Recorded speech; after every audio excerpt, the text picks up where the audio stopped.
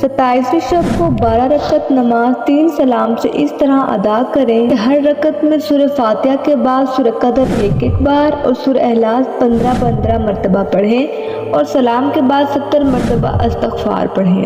اس کے پڑھنے کی فضیلت یہ ہے کہ اللہ تعالیٰ اس نماز کے پڑھنے والے کو نبیوں کی عبادت کا ثواب عطا فرمائے گا۔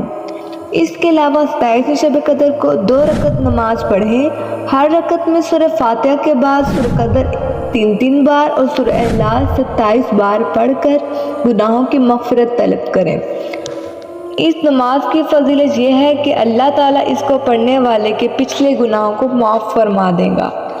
اس کے علاوہ 27ویں شب قدر کو 2 رکعت نماز پڑھیں، ہر رکعت میں سورہ فاتحہ کے بعد سورہ نشر 1 بار پڑھیں اور سورہ اخلاص 3 بار پڑھیں۔ سلام کے بعد سورہ قدر 27 مرتبہ پڑھیں۔ یہ نماز بے شمار عبادت کے لیے افضل